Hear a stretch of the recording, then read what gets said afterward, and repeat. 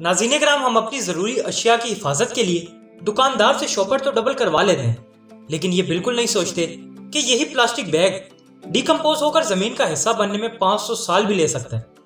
और अगर यही प्लास्टिक बैग्स गलती से किसी ड्रेनेज सिस्टम में चला जाए तो ना जाने कितने महीनों वहीं फंसकर ड्रेनेज सिस्टम को तबाह बर्बाद कर देता है, जिसका नतीजा हमें आए रोज अपने गली मोहल्लों और मेन रोड पर खड़े पानी की सूरत में नजर आता रहता है। दोस्तों, हम अपने हाथों से अपने रोजमर्रा की जिंदगी में प्लास्टिक बैग्स का इस्तेमाल इस कदर बढ़ा चुके हैं कि अब इसके बगैर हमें गुजारा कर पाना नामुमकिन सा लगता है। लेकिन दोस्तों, क्या आप जानते हैं कि हमारी दुनिया में एक ऐसा मुल्क भी है जो सिर्फ एक दिन में अपने इस कचरे को 90% जलाता है और इसके अच्छी तरह जल जाने के बाद बाकी 10% बची हुई खाक से एक आइलैंड या जजीरा भी बनाता है। यानी इस मुल्क का 1% भी कचरा किसी भी शख्स या एनवायरनमेंट को नुकसान देने के बजाय 100% फायदा मुहैया कर रहा है। जी हाँ नाजरीन, और ये सारा प्रोसेस होता है सिर्फ एक दिन में। आज तरक्की याफ्ता मुल्क के कचरे के इस बेहतरीन प्रोसेस को समझने की कोशिश करते हैं, लेकिन इस सबसे पहले अगर आप इस चैनल पर नए हैं तो हमारे चैनल को सब्सक्राइब कर दीजिएगा ताकि हमारी आने वाली हर वीडियो का नोटिफिकेशन आप तक पहुंचता रहे।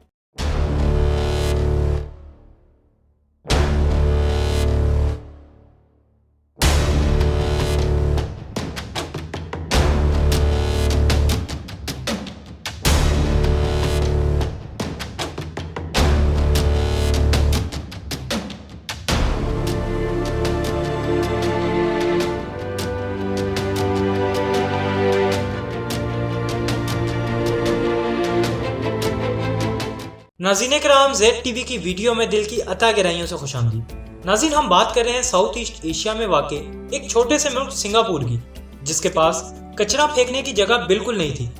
और इस मुल्क ने इस कचरे से जान छुड़ाने का एक बेहतरीन हल सोचा और एक ऐसा सिस्टम बना डाला जिससे वो अपने पूरे मुल्क के तमाम कचरे को बआसानी रिसाइकल करके अपने मुल्क को इलेक्ट्रिसिटी यानी बिजली जैसी बुनियादी जरूरत से रोशन कर रहे हैं। नाज़रीन कराम, 1965 में जब सिंगापुर को मलेशिया से आज़ादी मिली तो तब इस मुल्क में इस कदर गुर्बत थी कि यहाँ के लोग फाके करने पर मजबूर थे और इसकी ज़मीन जुए का अड्डा बनी हुई थी और यहाँ के लोग मुख्तलिफ नशों में मुब्तला थे। और नाज़रीन, आज सिंगापुर का शुमार दुनिया के चंद अमीर तरीन ममालिक की फहरिस्त में किया जाता है। इतने कम वक्त में ये सब कैसे हुआ, ये सब जानने के लिए इस वीडियो को मुकम्मल देखें। खैर, बढ़ते हैं अपने आज के मौजू की तरफ।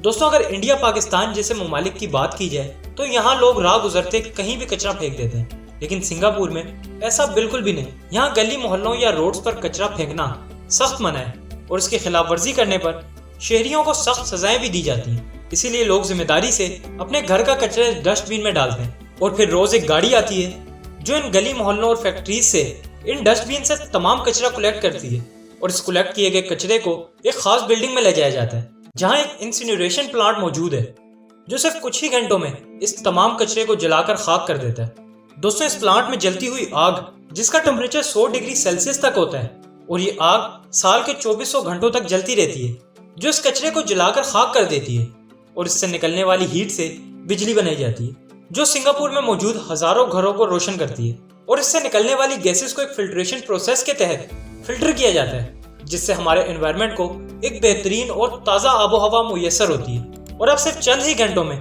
हजारों टन कचरा 90% जलने के बाद सिर्फ 10% रह जाता है जो कि इस कचरे की खाक होती है और इसे समंदर में मौजूद एक खाक चार दीवारी के अंदर गिरा दिया जाता है।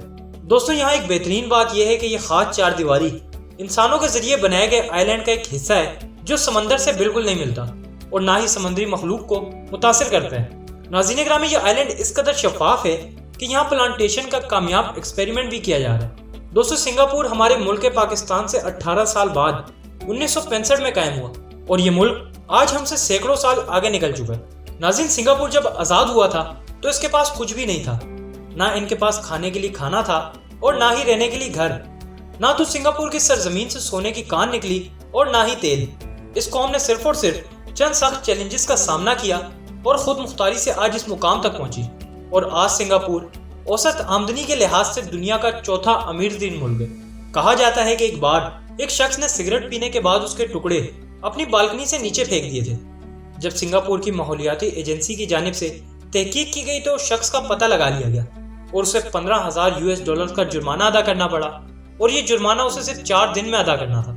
दोस्तों, इसके अलावा भी सिंगापुर सफाई को लेकर बहुत से इंतहाई सख्त कवानीन लागू करता है जो इस मुख्तसर से वक्त में बयान कर पाना बेहद मुश्किल है। और अगर आप हमारी इस वीडियो को लाइक करते हैं तो हमें ज़रूर बताइएगा ताकि हम इसका नेक्स्ट पार्ट भी अपलोड कर दें।